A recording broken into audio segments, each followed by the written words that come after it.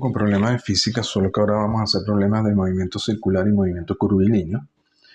Y después vendrían problemas de torque. A ver, esto son una introducción, son problemas sencillos. Nos dicen que tenemos un método para medir la velocidad de la luz. Utiliza una rueda dentada giratoria.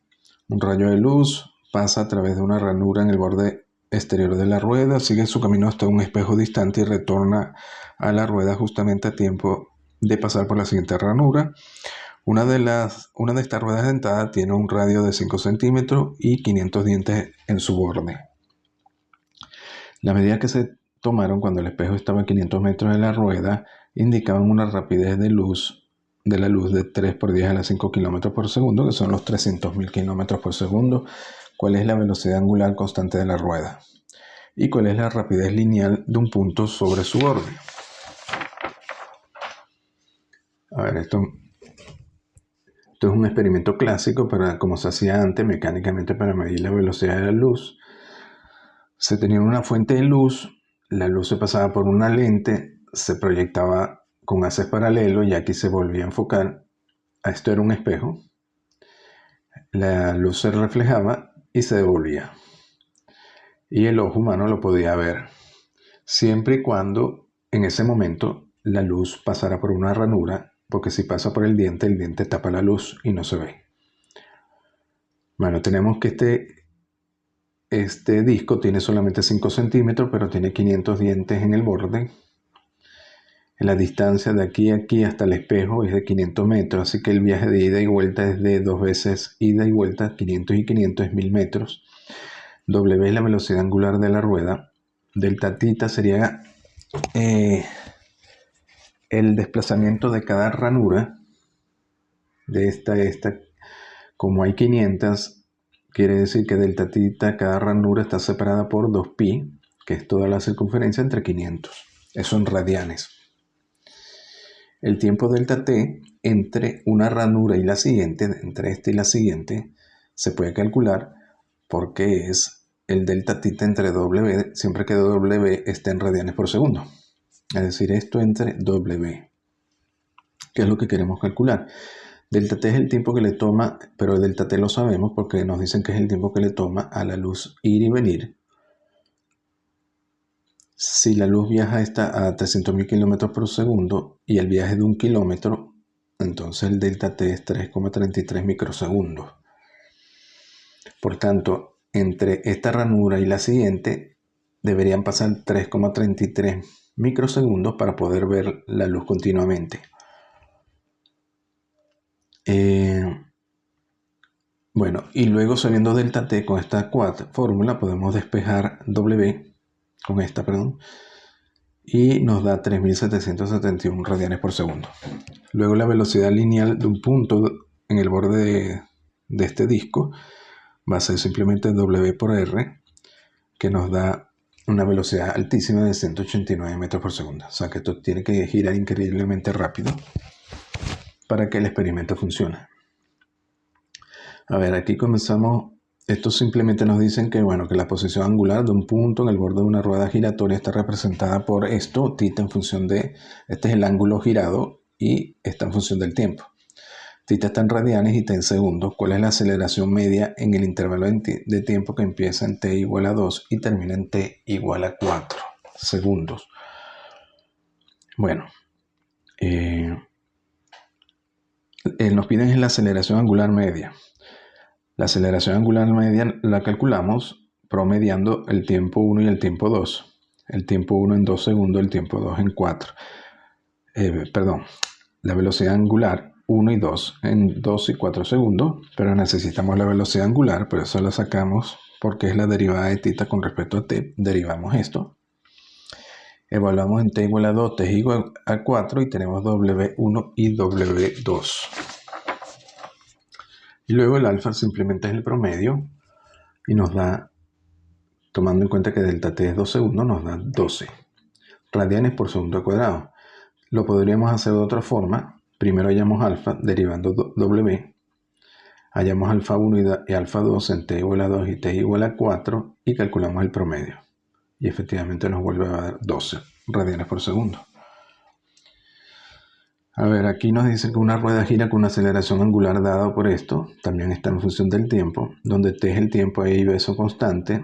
Si la rueda tiene una rapidez angular inicial w0, escribir las ecuaciones para la rapidez angular. La rapidez angular.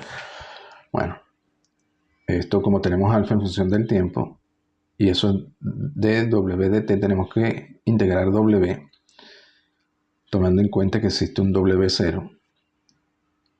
Y nos queda entonces w es igual a w0 más, esto es una integración muy simple, hay que integrar entre 0 y t, más at a la 4 menos bt al cubo. Y para hallar tita, hacemos lo mismo. Como w es de t, integramos tita y hallamos tita. Nos queda entonces tita igual a tita 0 más w0t más esto en función del tiempo, ¿no? Entonces tenemos la rapidez angular y el ángulo girado como función del tiempo del delta tita, que sería el ángulo girado. Delta tita es tita menos tita 0, así que nos queda que delta tita es esta parte de aquí.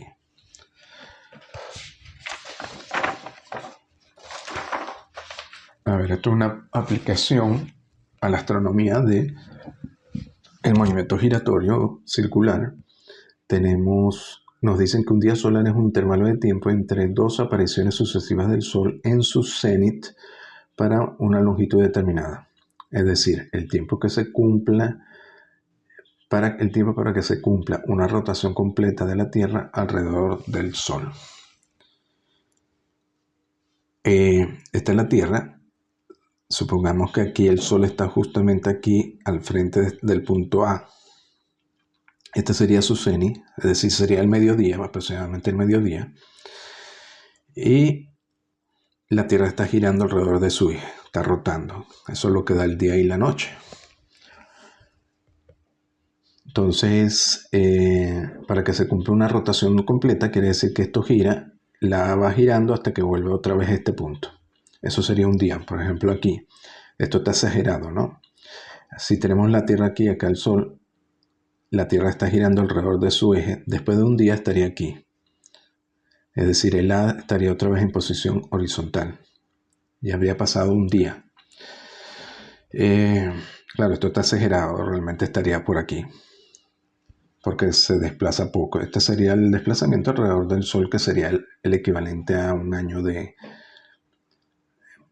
calendario. Luego nos dicen que un día sideral es el intervalo de tiempo necesario para que la Tierra haga una rotación completa respecto de las estrellas fijas, es decir, el intervalo de tiempo entre dos observaciones de cenit en una dirección fija en el cielo llamada el equinoccio de verano. A demostrar que existe exactamente un día solar promedio menos en un año que el número de días siderales promedio que hay en ese mismo año.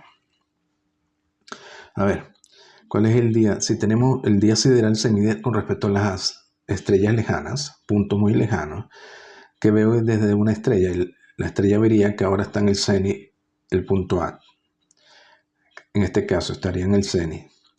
Luego, en este punto, si esto es un día, ha transcurrido un día, él vería que efectivamente otra vez está en el cenit porque el punto A está otra vez horizontal para una estrella lejana. Ahora, ¿qué sucede? Para el Sol, fíjense que para el Sol no ha pasado un día solar porque no está en el cenit. El cenit sería aquí.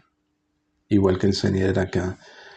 Que el Sol tiene que caer perpendicular a la Tierra. Y aquí no cae perpendicular a la Tierra.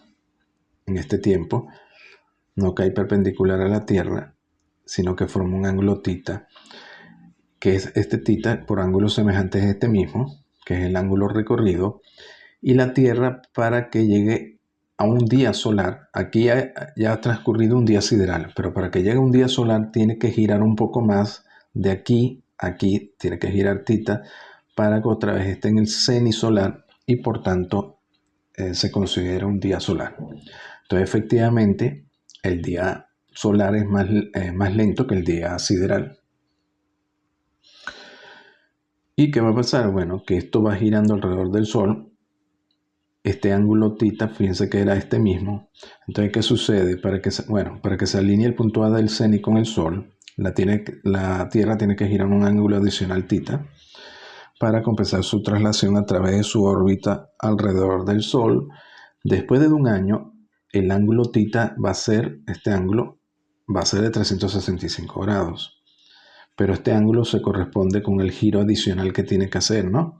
Con lo cual la Tierra tiene que girar una vuelta, es decir, otros 365 grados adicionales. Entonces, 364 días solares van a ser equivalentes a 365 días siderales. Efectivamente, hay la diferencia de un día promedio. Luego la parte B nos dice, si la duración del día solar promedio es exactamente de 24 horas, ¿cuál es la duración de un día sideral promedio? Bueno, el día solar nos dicen que es de 24 horas y el día sideral, y un año sideral sabemos que es 365,26 días. A ver, un año sideral no es 365 días. Eso sería año calendario. En la realidad es 365,26, pero se aproxima a 365 días. Es por eso que cada 4 años, si multiplican 0,26 por 4, le da aproximadamente 1. Cada 4 años hay que agregar un día al calendario, que sería el año bisiesto. Entonces, el año sideral efectivamente tiene 365,26 días. Luego, el día sideral sabemos que es... el día solar sabemos que es un día menos, pero un día de los sería en fracción 1 de 365,26. Sería un día a un año sideral, pero un año tiene 365,26. Ahora, si lo pasamos esto ahora, esta fracción la multiplicamos por 24 horas, porque un día tiene 24 horas. Y si lo multiplicamos por 60 minutos, nos da minutos. Entonces nos da al final 3,94 minutos por día. Es decir, que el día sideral va a durar menos que el día solar y va a durar 23 horas 56 minutos. Aquí se aproxima esto por 4. Entonces duraría 23 horas 56 minutos.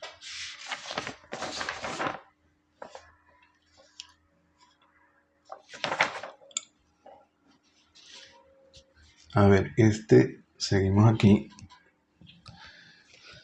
El tornamesa, el tocadisco de un fonógrafo que gira 78 revoluciones por minuto, se frena y se detiene 30 segundos después de haber apagado el motor a encontrar la aceleración angular. Bueno, aquí nos están pidiendo la aceleración angular promedio, porque no nos dan más datos. Es decir, que pasa de 78 revoluciones por minuto, eso sería W a 0 en 30 segundos. 30 segundos es un minuto. Entonces, la aceleración promedio va a ser 156 revoluciones por minuto cuadrado o 0,0433 revoluciones por segundo, perdón.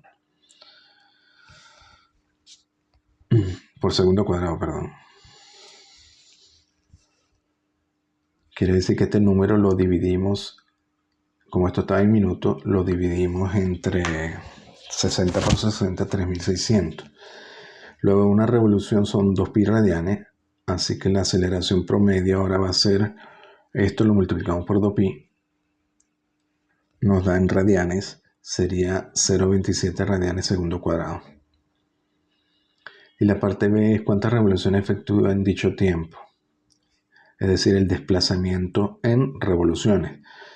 Esta aceleración, como estamos trabajando con una aceleración constante, podemos usar las fórmulas para la aceleración constante, para el movimiento uniforme, partiendo de una W0, que es la velocidad angular lineal, ¿no? Usando la fórmula conocida con W0 igual a 78 revoluciones por minuto o 8,17 radianes por segundo, tiempo 30 segundos y alfa promedio 0,27. Al final nos da 123,6 radianes el recorrido antes que se detenga o 19,7 vueltas o revoluciones. A ver, este es parecido. Mientras espera para volar un helicóptero, usted observa que el movimiento de su rotor cambia de 300 a 225 revoluciones por minuto en un minuto. Determina la aceleración angular promedio durante el intervalo. De nuevo, la promedio la vamos a calcular en radianes por segundo cuadrado y va a ser simplemente el promedio de W. W2 menos W1 entre 60 segundos para que quede en segundo cuadrado. Esto cambia en un minuto, así que tenemos 300 revoluciones por minuto, que sería 31,42 radianes por segundo, 225, que sería 23,56 radianes por segundo. Sustituimos aquí y hallamos entonces la aceleración promedio en radianes por segundo. La parte B nos dice, suponiendo que la aceleración permanece constante, calcular cuánto tiempo tarda el rotor en detenerse. Bueno, de nuevo, alfa sería la aceleración angular y es promedio, y por tanto se considera constante, se pone negativa porque parte de W0 y termina en 0. ¿Ok? Entonces aquí hacemos W igual a 0 y despejamos T. Y nos da 180 segundos.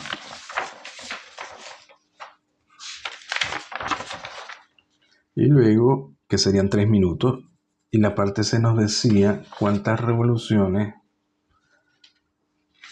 realiza el rotor después de su segunda observación.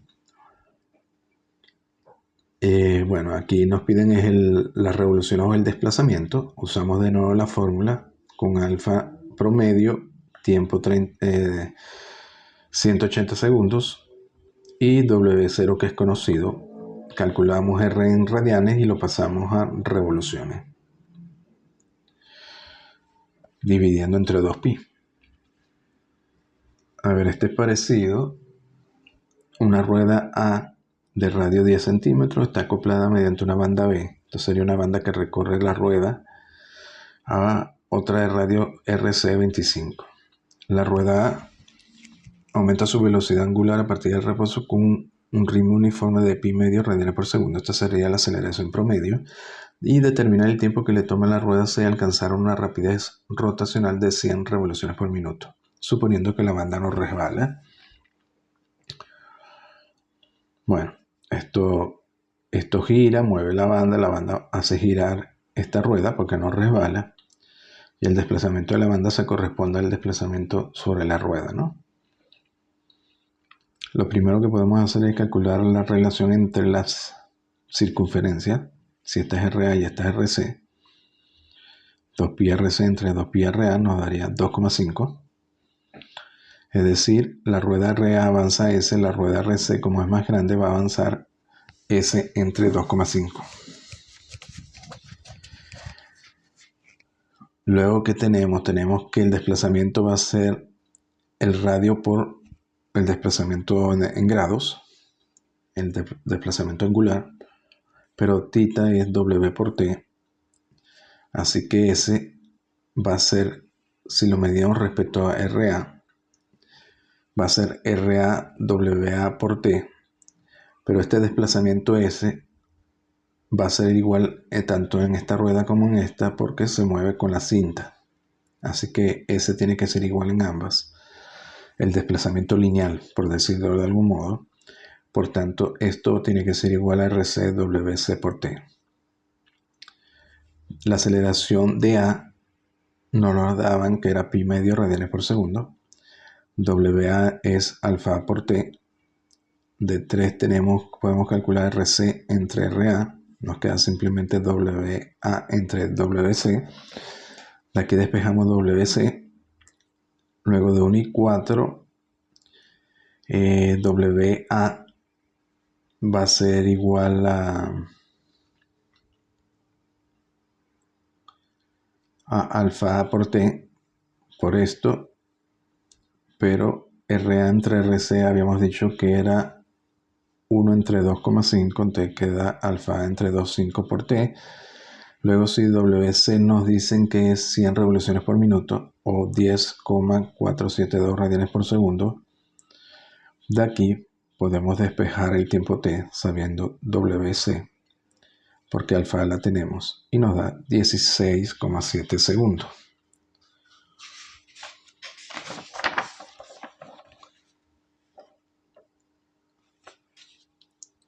A ver, por último tenemos nos dice que el volante de una máquina de vapor gira con una rapidez angular constante de 150 revoluciones por minuto. Cuando se corta el flujo de vapor, la fricción de los cojinetes y el aire hace detener el volante en 2,2 horas. ¿Cuál es la aceleración angular media de la rueda? Bueno, otra vez W0 es 150 revoluciones por minuto, en radianes 1571, el tiempo es 2,2 horas, que en segundos es 7.920 segundos, y podemos calcular la aceleración promedio. Va a ser W0 entre el tiempo. Esto en radianes por segundo cuadrado. ¿Cuántas oscilaciones efectuará la rueda antes de detenerse? De nuevo, como esto es constante, usamos para el desplazamiento la fórmula del movimiento uniforme, teniendo que el tiempo es 7.920 y alfa promedio es esto. Y nos da entonces S en radianes y lo pasamos a revoluciones. ¿Cuál es la aceleración tangencial lineal de una partícula que dista 50 centímetros del eje de rotación cuando el volante está girando a 75 revoluciones por minuto? A ver, si está girando a 75 revoluciones por minuto es 7,855 radianes por segundo a un radio de 0,5. La velocidad tangencial de un punto a ese radio va a ser W por R. También sabemos que si derivamos la velocidad tangencial nos da la aceleración tangencial, y la derivada de esto es de W de t por R, pero esto es alfa, así que nos da alfa por R, y sabemos que la aceleración tangencial es alfa por R. Entonces la aceleración tangencial va a ser alfa, que la tenemos aquí. Esto lo aproximamos a 2 por R, que es 0,5, y nos da 1 por 10 a la menos 3 radianes metros segundo cuadrado.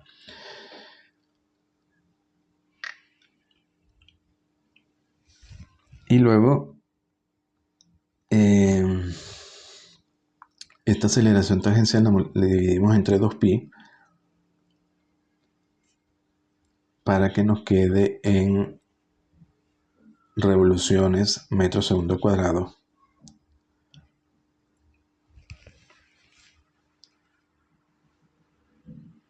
Bueno, al final sí, esto ya está en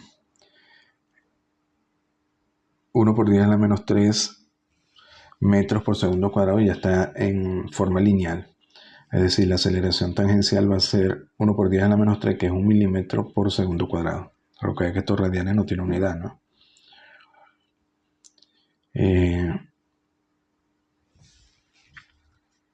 Luego, la parte de ¿cuál es la magnitud de la aceleración lineal total de la partícula en C? A ver, si está girando y tiene la aceleración de esa partícula va a tener dos aceleraciones, ¿no?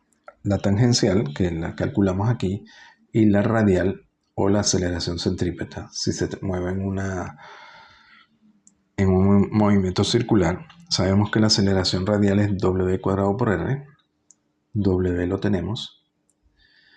W es esta, de aquí de 6, 7,855 radianes por segundo, R0,5, y podemos calcular alfa R. También en metros por segundo cuadrado. Pero esto está en milímetros, así que la aceleración total vectorialmente se suma, y en módulo la aceleración total, porque esta es perpendicular a esta, va a ser, la total va a ser alfa cuadrado igual alfa t al cuadrado más alfa r cuadrado, y va a dar aproximadamente 30,9 metros por segundo cuadrado. Bueno, esto es una introducción, seguimos después entonces.